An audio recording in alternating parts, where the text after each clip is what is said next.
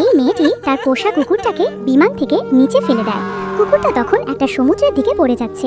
মেয়েটি মন খারাপ করে বিমানে থেকেই যায়, তার কারণ বিমানে দুর্ভাগ্যবশত আগুন ধরে যায়। সব যাত্রী ছোটাছুটি শুরু করে নিজেদের বাঁচানোর জন্য। এই অবস্থায় বিমানটি ক্র্যাশ করে। এদিকে কুকুরটাও পানিতে পড়ে যায়, আর এটা দেখে একটা বিড়াল কুকুরটাকে পানি থেকে নৌকায় তুলে আনে। তখন কুকুরটা অজ্ঞান হয়ে বিড়ালের কোলে শুয়ে থাকে। জ্ঞান ফিরলে কুকুরটা অনেক কান্না করে। সে বুঝতে পারে তাকে বাঁচানো হলেও তার মালিক আর বেঁচে নেই। বিড়ালটা তাকে একটা মাছ খেতে দেয়।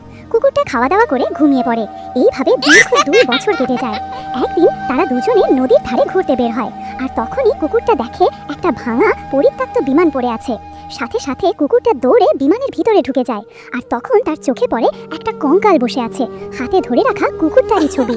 তার বুঝতে আর বাকি থাকে না। কুকুরটা কঙ্কালটিকে জড়িয়ে ধরে অঝরে কাঁদতে থাকে। তারপর তারা 2 বন্ধু মিলে কঙ্কালটিকে কবর দেয়, আর মালিকের কবরের ওপর মন খারাপ করে বসে থাকে, কারণ তাকে তো কেউই লাইক সাবস্ক্রাইব করেনি।